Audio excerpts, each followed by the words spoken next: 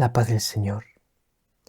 Me alegro mucho de saludarte, mi querida alma contemplativa. Me gustaría explicarte en el Evangelio de hoy cómo tiene que ser en nuestra oración el paso de la meditación a la contemplación.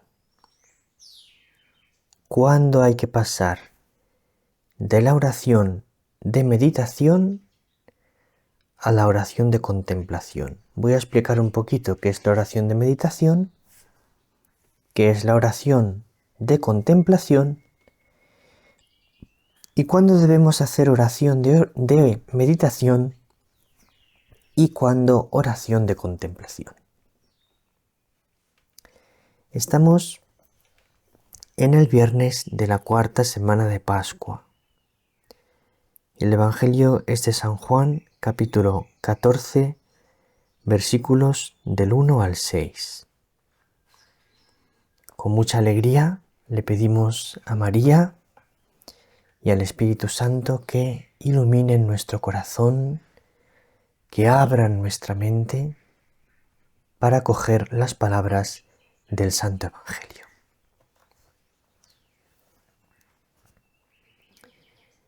En aquel tiempo dijo Jesús a sus discípulos: No se turbe vuestro corazón,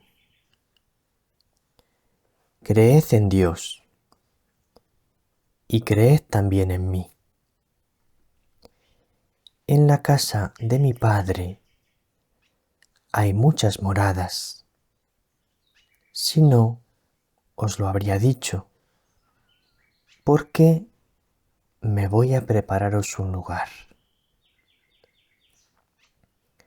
Cuando vaya y os prepare un lugar, volveré y os llevaré conmigo, para que, donde estoy yo, estéis también vosotros. Y a donde yo voy, ya sabéis el camino. Tomás le dice: Señor, no sabemos a dónde vas. ¿Cómo podemos saber el camino?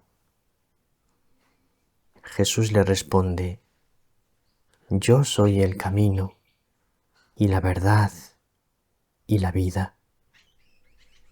Nadie va al Padre sino por mí.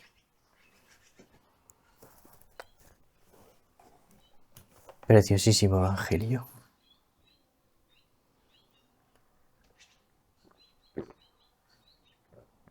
Que es un Evangelio ideal para explicar la enseñanza de San Juan de la Cruz sobre el paso en nuestra oración de la meditación a la contemplación. Para explicaros, como os he dicho, este paso de la meditación a la contemplación, nos vamos a servir de la doctrina de San Juan de la Cruz, que es uno de los grandes maestros espirituales de la Iglesia en lo que se refiere al camino de la oración.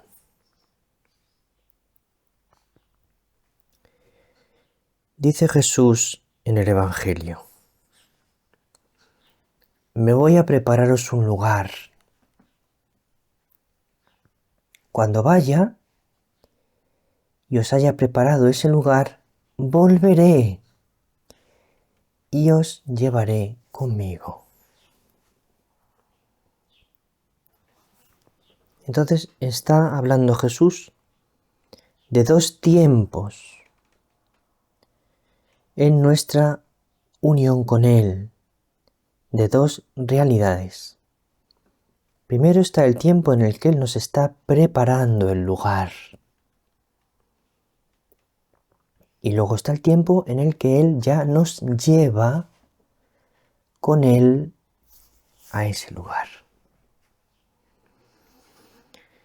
Esto en la vida de Jesús se concreta en el tiempo de su vida pública y especialmente de su Pascua, pasión, muerte y resurrección. Ese es el tiempo de prepararnos un lugar. Durante su vida pública y durante su pasión, muerte y resurrección, Jesús nos está preparando un lugar para estar con Él. Ese lugar es el cielo, pero ese lugar también es el matrimonio espiritual. Si hablamos desde el punto de vista, desde la dimensión espiritual, la unión con el Señor no solo es en el cielo, también en esta vida, cuando llegamos al estado que los místicos llaman de matrimonio espiritual, se alcanza una unión permanente del alma con nuestro Dios. Este matrimonio espiritual se produce por la acción del Espíritu Santo. Una poderosa acción del Espíritu Santo que se adueña de toda la persona y de todos sus movimientos y de toda su oración y de toda su vida, de todo su pensamiento, de todos sus sentimientos. Esta transformación de la persona que se produce por una profundización en la vida de oración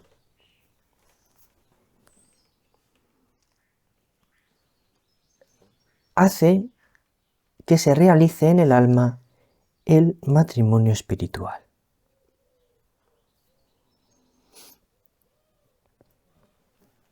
Entonces Jesús primero nos prepara un lugar y luego, con el envío del Espíritu Santo, después de su Pascua, nos da ese lugar. Porque el Espíritu Santo nos abre las puertas del cielo, nos abre el paraíso y también nos abre la posibilidad de vivir en esta vida la unión plena con el Señor del matrimonio espiritual. Bien.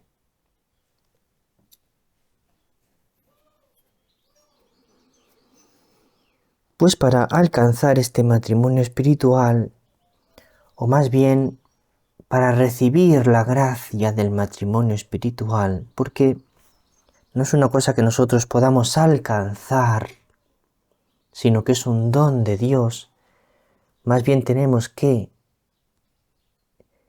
esperarlo humildemente del Señor, aunque poniendo todo lo que esté de nuestra parte, pero esperarlo humildemente del Señor.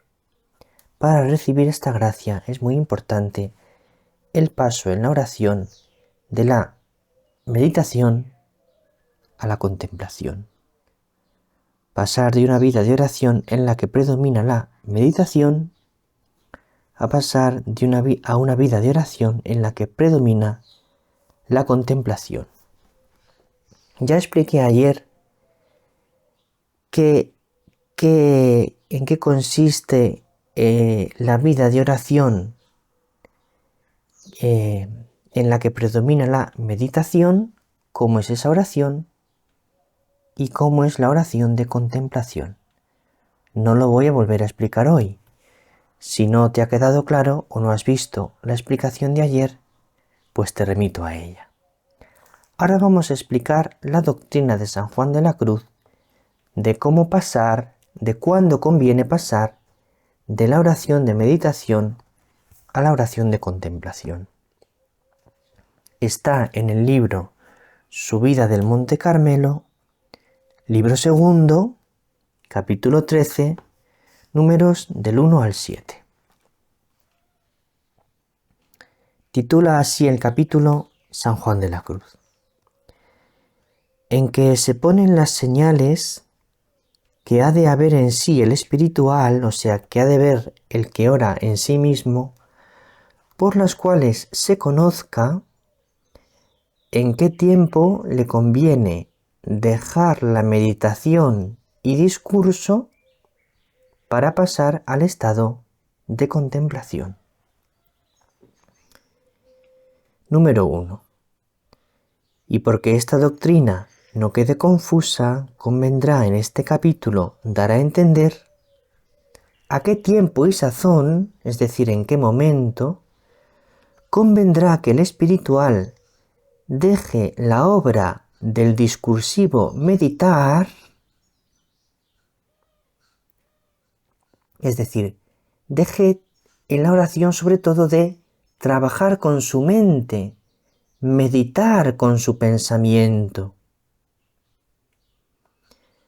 porque no se dejen antes o después de lo que pide el espíritu.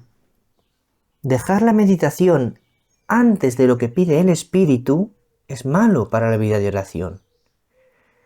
No dejarla cuando ya lo pide el espíritu también es malo. Hay que saber cuándo es el momento. Porque así como conviene dejarla a su tiempo para ir a Dios, porque no le impidan, así también es necesario no dejar la dicha meditación antes de tiempo para no volver atrás. Porque, aunque no sirven las aprensiones de esas... Bueno, esto no lo vamos a leer. Me hago un pequeño salto, por lo cual diremos aquí algunas señales o muestras que ha de haber en sí el espiritual, que ha de tener, en que conozca si convendrá dejarlas o no en aquel tiempo. La meditación para pasar a la contemplación. La primera es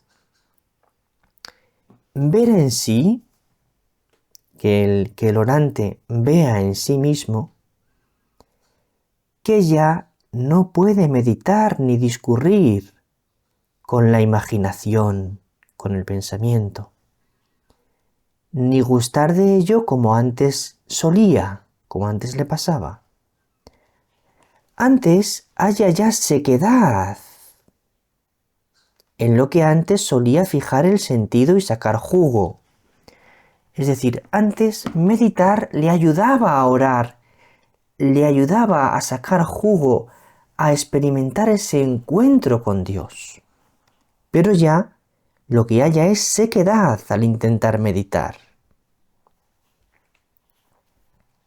Pero, en tanto que sacare jugo y pudiere discurrir en la meditación, no la ha de dejar, si no fuere cuando su alma se pusiere en paz y quietud, que se dice en la tercera señal. Vale, entonces, si saca jugo, si le hace bien, si le ayuda, si le pone en contacto con Dios la meditación, no la deje. A no ser, como se dirá en la tercera señal, que su alma se pusiere en paz y quietud. La segunda señal es cuando ve, no le da ninguna gana de poner la imaginación ni el sentido en otras cosas particulares, exteriores ni interiores. Es decir, como que se le hace un mundo meditar, que le pesa en el alma ponerse a meditar, le pesa en el alma ponerse a fijarse en cosas particulares, exteriores o interiores. Es decir, intenta como concentrarse en algo concreto, una imagen del Señor, un pensamiento, y eso le fatiga el alma. No digo, dice San Juan de la Cruz, que no vaya y venga, es decir, que la imaginación no ande un poco de un lado para otro. Que la imaginación, aunque en mucho recogimiento, suele andar suelta, La imaginación es normal que vuele un poco, incluso en la oración de mucho recogimiento, es normal que la imaginación vuele un poco, porque es así, su característica es esa, estarse moviendo, estar yendo de un lado para otro. Es muy difícil que la imaginación esté absolutamente recogida, pero que al alma no le da gana de irse detrás de la imaginación, que le cansa la imaginación, que le cansa ese movimiento de la imaginación. Quisiera ignorarla, olvidarse de ella, porque le despista, no le ayuda, no como durante la oración de meditación, que la imaginación le ayudaba a encontrar jugo, a encontrar gusto, imaginarse al Señor, imaginarse una escena evangélica, le ayudaba. Ahora le cansa ese movimiento de la imaginación.